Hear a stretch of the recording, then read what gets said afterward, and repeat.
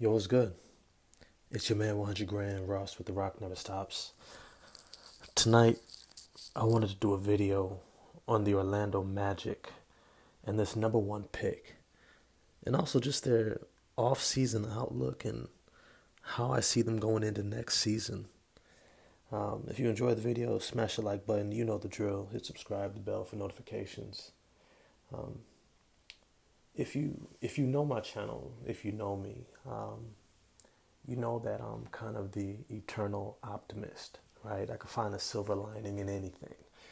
Um, and so when it comes to the Orlando Magic, I think it's good that I keep that at the forefront of my imagination. The Orlando Magic, they have a dearth of players that I love, that I love. A lot of you who know me, I say the same thing all the time. I'm rarely a team fan. Most of the time, I'm a fan of players because not every organization does right by their players or their fans or their team. They're on some, capitalist profit mongering bullshit. Even though they're making hella money, they want to make even more money, and so they may not invest.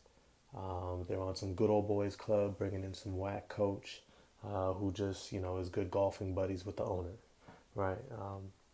And so rooting for teams like that is just beside me. It's just like, nah, I'm too grown for that to get caught up in the hoopla of, oh yeah, my favorite team while the owner's a dick and he doesn't even care about winning. Like, I don't support that. Um, but all that's to say is the Orlando Magic have a really, really talented team.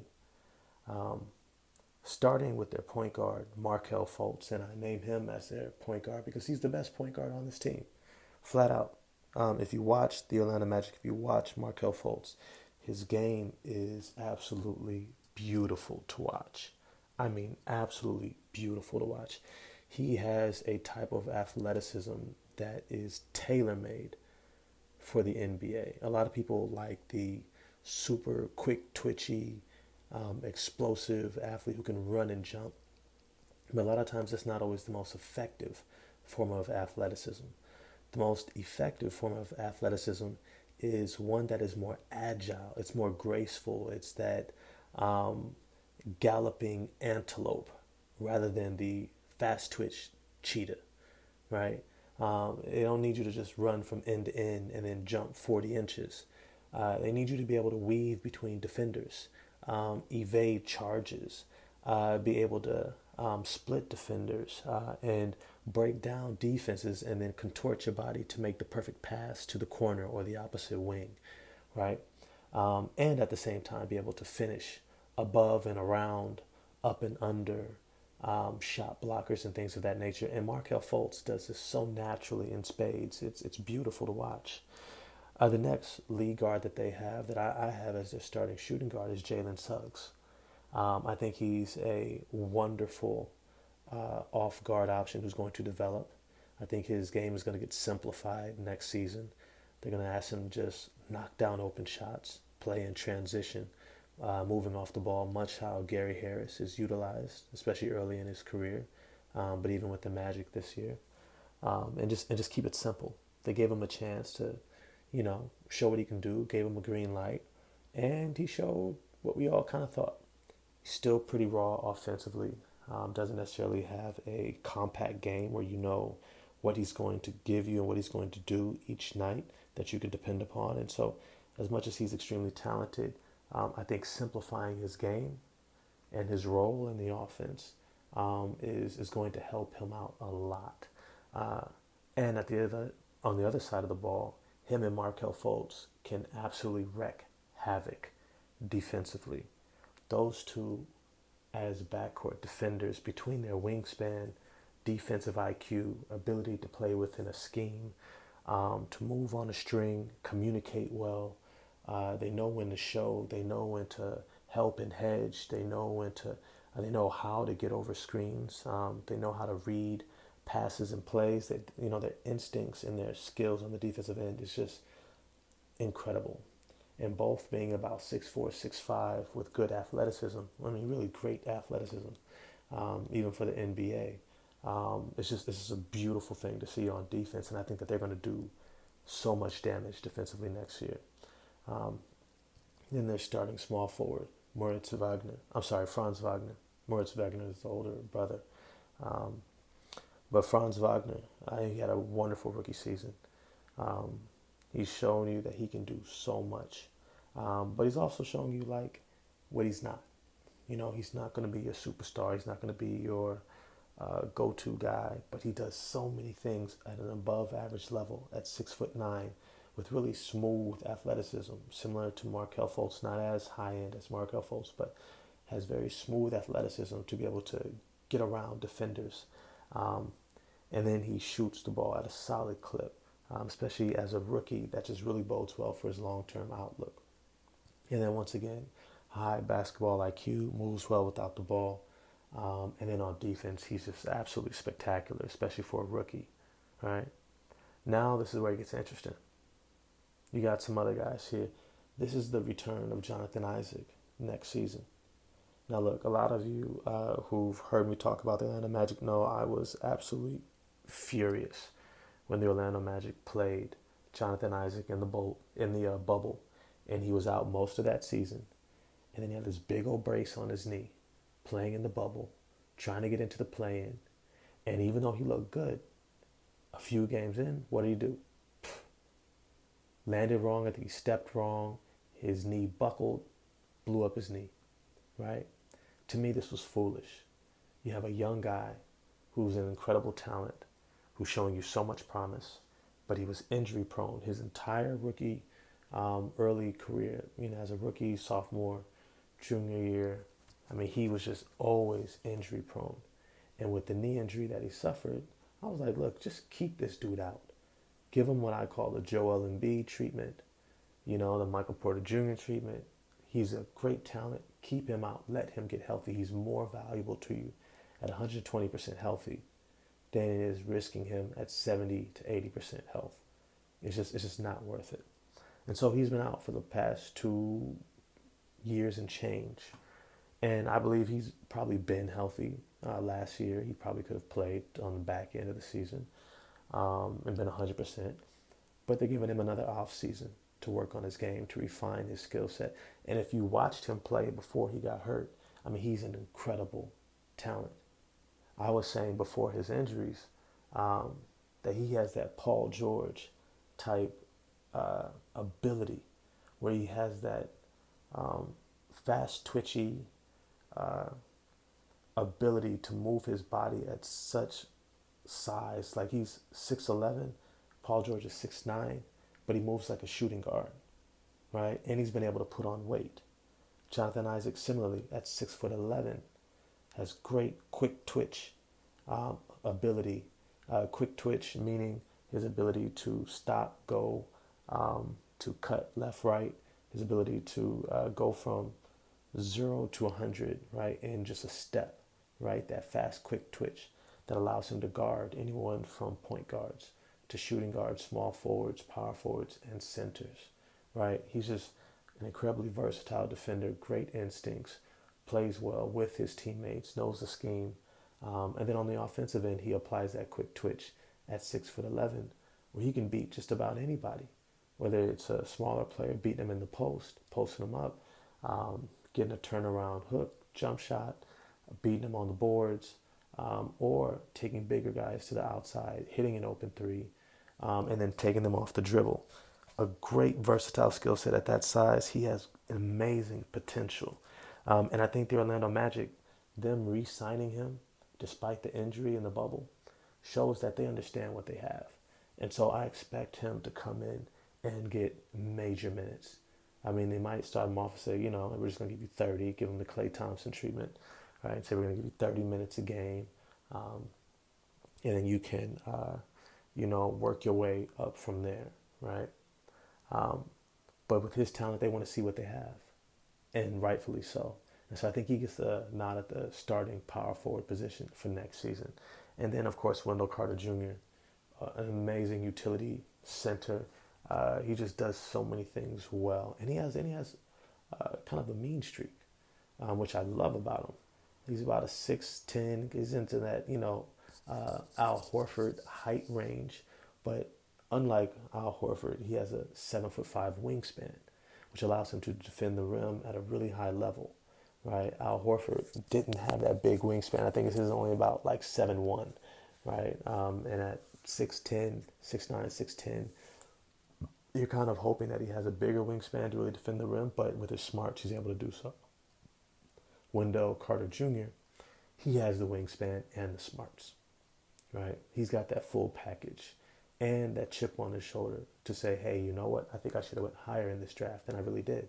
A lot of people don't know Wendell Carter Jr.'s background, but he comes from a great family, strong cultural roots. I believe his people are from Nigeria. He's got some family, out there. I think one of his parents are from there. You guys can correct me if I'm wrong, but I'm pretty sure that there's some roots there. But that's just to say that he has a strong culture in his home upbringing, and a strong sense of self, right? And so when he was going into college and he signed with Duke, one of the things was he signed with Duke and was very explicitly clear, like, yo, I'm signing here because I expect to be featured. When I say featured, meaning that you're not going to go out and get another top big who's going to either overshadow or steal my minutes in this opportunity to really show what I can do, right? Very smart. Coach K and Duke did not follow through on that agreement, whether it was spoken or unspoken. And Wendell Carter Jr. was very upset when Marvin Bagley III reclassified and Duke pursued him and signed him, right? He wasn't mad at Marvin Bagley for reclassifying. That was smart. Marvin Bagley III tore up summer leagues playing with pros, and they were like, yo, you ready? He said, cool, bet, and reclassified. But Duke brought him in knowing they already had Wendell Carter Jr., who was a top, I want to say, 5 talent in his high school draft, which was deep when it comes to centers. Mo Bamba, eventually Marvin Bagley III, DeAndre Ayton, right? Jaren Jackson Jr., right? All these great bigs. Wendell Carter Jr. was right there. He was right there in the mix. And so he was a little bit upset about that, but still showed what he could do, but didn't go as high in the draft as he felt he should have. Then being in a bad spot in Chicago where they, had this terrible coach. I don't even want to bring up his name. That good old boys club stuff I was talking about earlier. Bringing in a coach who had no business coaching in the NBA. And despite all the signs that it wasn't working, they kept him around. Unfortunately, it wasted a lot of his early career, and he wasn't able to show what he could do until he got traded for Nikola Vucevic and came to Orlando. Immediately, the head coach has done a great job with creating a culture, but also creating opportunities, and was immediately like, yo, we want you to be able to shoot the ball and play inside. We want you to play your full game because we know what type of talent you are. And that belief by a coach in him, you can see the impact that it had on his game, how it just blossomed. It absolutely blossomed, similar to in Toronto with Precious Achiuwa, right, who was in Miami. First, he was in Memphis playing alongside James Wiseman and head coach Anthony Hardaway. And then he comes to the Miami Heat, who play him out of position, don't really play him to his strengths, so give him the opportunity to expand his game. And then he goes to Toronto, and all of a sudden he's like, yo, this is Pascal Siakam 2.0, producing in the playoffs against the Philadelphia 76ers, right? All that's to say is that Wendell Carter Jr. looks like he's going to be a starting NBA center for the next 10 to 15 years. His skills is not predicated upon explosiveness and athleticism, but his smarts, his toughness and tenacity is just amazing. All that's to say is they have the number 1 pick in the draft. They got the number 1 pick. And with the number 1 pick, they have to ask themselves, what do they need on this team? And this is where it all comes full circle. Now, I know we still got other guys to talk about. Cole Anthony, he's going to be great off the bench. Terrence Ross should be, getting some more playing time. You still got R.J. Hampton. You got Chuma Okeke, right? Bol is still over there. And then you're going to have Moritz Wagner, right? Franz Wagner's older brother who played pretty good. And then Bizdek is, I forget how to say his name, but you know what I'm talking about. Did a great job as a catch and shoot guy off the bench who showed some skill, right? Um, but with the number one pick, what do you do with that? My thoughts is, what does this team need, right? Because Chet Holmgren, to be honest, he feels more like what they already have. A bunch of high IQ utility guys who are going to be able to score, but are best used playing off of somebody else, right? You don't want them to be taking game-winning shots, even though Cole Anthony was pretty clutch for them, and definitely was not scared of the moment. But his efficiency was not just underwhelming, it was pretty horrible. It was pretty horrible. Finishing at the rim, shooting from the field, I mean, it was just bad. And he didn't play make for others. He didn't make people better. And that's what this team is really needing desperately. Markelle Fultz does. And I think that next year he's going to take a jump. I think he's going to go up to like 17 to 18 points a game and look really good. But they need a guy who can go out there and be what I call your volume scorer. Championship teams need a volume scorer. A guy who scoring comes natural to, whom when they step out on the court, they always think they can drop 30. And they have the mentality, the mindset to drop 30. You have to understand, not everybody has that mindset. There's a lot of players who play the game who want to play within a system, play with their teammates, team first type mindset. And that's great. That's the Miami Heat, right? Team first, Bam Adebayo, team first, Jimmy Butler, team first, right? These guys, team, team, team. So they want to move the ball around, make the extra pass. They want to, kick to the open guy, pass up a good shot for a great shot. But to win championships, you need a guy who takes pressure off everyone else, who wants the ball to take those shots. To say, hey, you know what? If you give me the ball 20 times, I guarantee you I'm going to hit 30. Whether he does or not, he believes it. He believes it. And throughout his life, he's backed it up. So his belief in himself to be able to score at a high clip, high volume every single night is what sets him apart. And this is few and far between of guys who believe this about themselves, but also can back it up. Cole Anthony believes it about himself. Backing it up is his challenge, right? He's got a shorter wingspan, and just his feel for the game right now is still something that's developing. So this leads me to two options. Jabari Smith and Paolo Banchero. I don't know how you say it, one of the two. Now, I'm leaning towards Paolo Banchero. You know why? Because when everything fell apart for Duke, they could toss him the ball and say, go get a basket. Go get a basket or get to the free throw line. Go to the basket, get a bucket, go to the free throw line, or create an open shot for somebody else.